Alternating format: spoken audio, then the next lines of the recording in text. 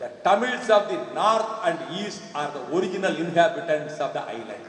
அந்த தீவின் பூர்வீக குடிமக்கள் தமிழர்கள். மகிந்த ராஜபக்சே அதிபரானவுடன் அதிர்ச்சி தரத்தக்க கருத்தை பேசுகிறார். ஏன்? அவர் அடிப்படை சுயாட்சி உரிமைகளை கூட ஏற்றுக்கொள்ள போகிறவர் அல்ல. தமிழர் தாயகம் என்பதே கிடையாது. No question of formula. அது மட்டுமல்ல, யாரும் எங்கும் போய் குடியேறலாம். இந்த கருத்தை விமர்சிக்க வேண்டாமா நான் கேட்கிறேன். இன்றைக்கு கூட பத்திரிகையிலே செய்தி பார்க்கிறேன். மேற்கு கரையிலே பதட்டம், வெஸ்ட் பேங்க். யூதர்களின் குடியிருப்பு, காலனைசேஷன், பாலஸ்தீனியர்களினுடைய பூர்வீக தாயக பகுதியிலே கொண்டு வந்து அவர்கள் குடியமர்த்துகிறார்கள். அதை உலகமே கண்டிக்கிறது. இந்த சூழ்நிலையில் தானே திலீபன் உண்ணாவிரதம் இருந்தார். அடிப்படையான கோரிக்கைகள் என்ன? தமிழர்களின் பூர்வீக பகுதிகளிலே கொண்டு வந்து சிங்கள காடையர்களை குடியமர்த்தி தமிழர்களுடைய மக்கள் தொகையினுடைய எண்ணிக்கையை குறைக்கிறார்களே என்றுதானே அவர் உண்ணாவிரதம் இருந்தார். 12 நாட்கள் குளிநீரும் பருகாமல் மறைந்து போனார். இருமுறையை போல நான் கேட்கிறேன், இவ்வளவு சூழ்நிலைகள் உருவானதற்கு பின்னர் பதட்டம் நிறைந்த ஒரு சூழல் 83, 86, 87 ஜெயவர்தனா ரொம்ப தந்திரமாக நயவஞ்சகமாக இந்தியாவோடு ஒப்பந்தத்தை போட்டுக் கொண்டார். இப்பொழுது மீண்டும் ராஜபக்சே வந்து இந்தியா முன்னிலையிலே வந்து நிற்க வேண்டும் என்று கேட்கிறார். இது நல்ல நோக்கத்திலா?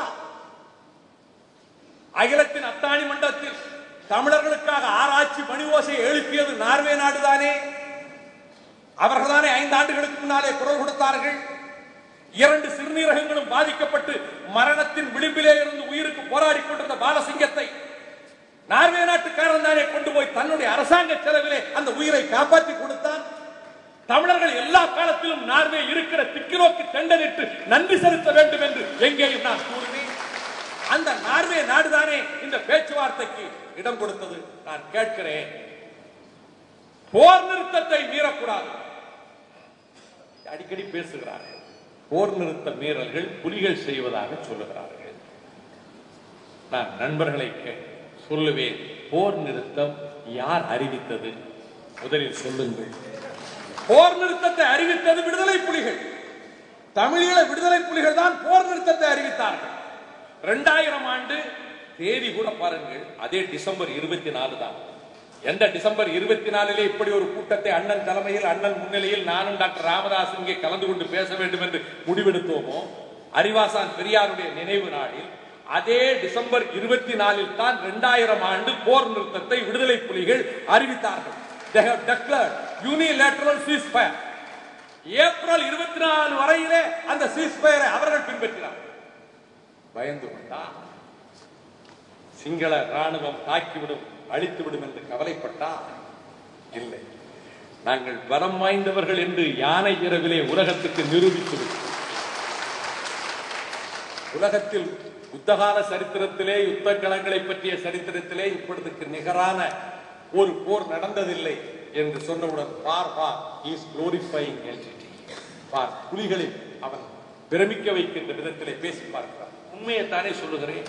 உலகத்திலே இதுவரை இப்படி ஒரு சாகசம் நடந்ததில்லை என்று நிரூபித்ததற்கு 27 விமானங்களை சுக்குநூறாக்கிவிட்டு ஒரு பிரஜைக்கு கூட பாதிப்பு இல்லை என்று காட்டுநாக விமானத்திலே காட்டியதற்கு பிறகு போர் நிறுத்தம் அறிவித்தார். From the position of strength they declared unilateral ceasefire. பலத்தின் அடிப்படையில் இருந்து நாங்கள் பலம் வாய்ந்தவர்கள், நாங்கள் போரிலே வெல்லக்கூடியவர்கள், எங்களை வெல்ல முடியாது என்று உலகத்துக்கு காட்டிவிட்டு போர் நிறுத்தம் அறிவித்தார். ஏப்ரல் 24 வரையிலே அந்த போர் நிறுத்தம் இருந்தது. இலங்கை அரசு போர் நிறுத்தம் சொன்னதா? இலங்கை அரசு போர் நிறுத்தத்தை நான் கடைபிடிக்கப் போகிறோம் என்றார்களா? இல்லை. பிறகு என்ன ஆயிற்று? நிலைமை தொடர்ந்து இதே பதட்டமான நிலைமை, மோதல்கள் வளர்ந்து கொண்டே இருந்தன. 2001 அதே டிசம்பர் 24 மீண்டும் போர் நிறுத்தம் அறிவித்தார். 2001 டிசம்பர் 24 போர் நிறுத்தம் அறிவித்து 30 நாட்கள் என்று அறிவித்தார். For 30 days we observe ceasefire. இது யார்? விடுதலை புலிகள் சொன்னது. நாங்கள் 30 நாட்களுக்கு போர் நிறுத்தத்தை கடைபிடிக்கிறோம். 30 நாள் கடந்தன. 30ஆம் நாள் மீண்டும் அறிவித்தார்கள், we extend another 30 days. நாங்கள் இன்னும் 30 நாட்களுக்கு நாங்கள் நீட்டிக்கிறோம்.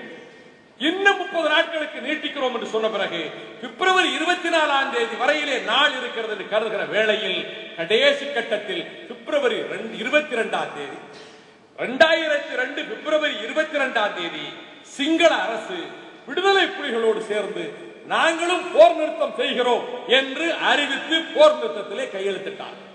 அப்படியானால் இந்த போர் நிறுத்தம் சிங்கள அரசு விரும்பி கொண்டு வந்தது அல்ல. இந்த போர் நிறுத்தம் ceasefire அது விடுதலை புலிகளாக கொண்டு வந்த போர் நிறுத்தம். சர்வதேச சமுதாயத்தின் கண் முன்னாலே குற்றவாளி கூண்டிலே நிற்க வேண்டிய நிலைமைக்கு ஆளான சிங்கள அரசு வேறு வழியின்றி 2002 பிப்ரவரி 22ஆம் தேதி அன்று அவர்கள் இந்த போர் நிறுத்த ஒப்பந்தத்திலே கையெழுத்திட்டார்கள். 2002 பிப்ரவரி 22 போர் நிறுத்த ஒப்பந்தத்திலே கையெழுத்திட்டார்கள். சரி, நிலைமை காட்சி மாறுகிறது என்று கருதினோம். எங்களுக்கும் காட்சி மாறி நாங்களும் வேலூருக்கு போனோம், கடலூருக்கு போனோம். 2002 ஜூலை. செப்டம்பர் பிறந்தது. அண்ணன் பிறந்தநாள் 15, ஐயா பிறந்தநாள் 17. செப்டம்பர் 16, 17, 18 தேதிகளில் தாய்லாந்திலே முதல் சுற்று பேச்சுவார்த்தை. முதல் சுற்று பேச்சுவார்த்தை நான் ஐபிசி ரேடியோவில், அது ஹைகோர்ட்ல அனுமதி வாங்கின ரேடியோவில் கேட்கிற அந்த பேச்சுவார்த்தைக்கு போகிறார்.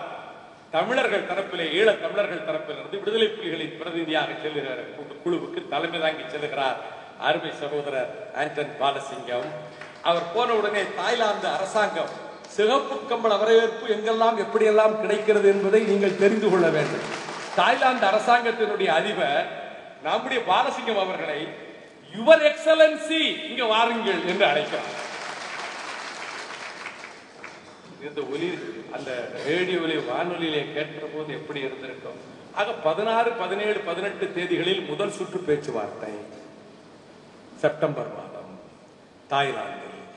இரண்டாவது சுற்று பேச்சுவார்த்தை அக்டோபர் 31, நவம்பர் 1, 2, 3 தேதிகளில் அதே தாய்லாந்தில் இரண்டாவது சுற்று பேச்சுவார்த்தை. அடுத்து மூன்றாவது சுற்று பேச்சுவார்த்தை நார்வேயில் ஆஸ்லோவில். மூன்றாவது சுற்று பேச்சுவார்த்தை நவம்பரில் அங்கே நடைபெறுகிறது.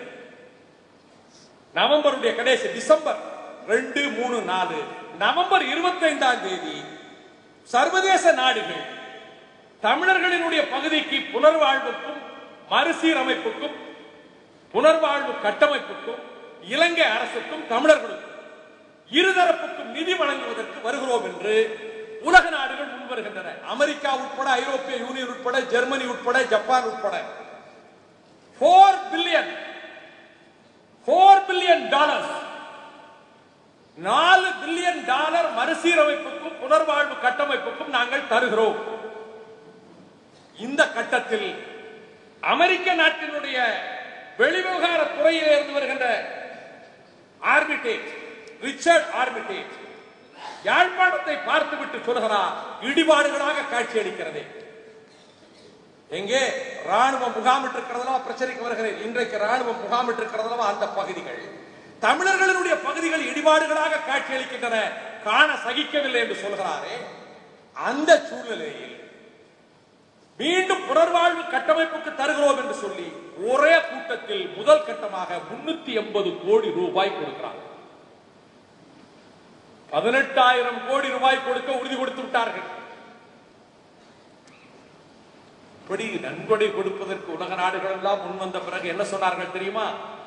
தமிழர் பகுதிகளுக்கும் புனர்வாழ்வு வேண்டும், சிங்களவர் பகுதிகளுக்கும் சிங்கள அரசு உபயோகித்துக் கொள்ளட்டும், இதை கண்காணிக்கின்ற பொறுப்பை உலக நாடுகள் ஏற்றுக்கொள்ளும். உலக நாடுகள் ஏற்றுக்கொண்டதற்கு பிறகு பணம் மீதம் இருந்தால் டோனர் கண்ட்ரிகள் நன்கொடை கொடுத்த நாடுகளுக்கு திரும்ப கொடுக்கப்பட்டுவிடும். இவ்வளவு சிறப்பாக பேச்சுவார்த்தை நடைபெற்று தமிழர் பகுதிகளுக்கு புனர்வாழ்வு வேண்டுமெனில் இன்டரிம் செல்ஃப் கவர்னிங் அத்தாரிட்டி இல்லாம எப்படி இதை புனர்வாழ்வு தர முடியும்? ஆகவே ஏற்கனவே கட்டுப்பாட்டு பிரதேசத்தில் அவர்கள்தான் ஆட்சி நடத்துகிறார்கள். உலகத்திலே எந்த நாட்டிலும் இல்லாத சிறப்பான நிர்வாகம் வருவாய்த்துறையிலே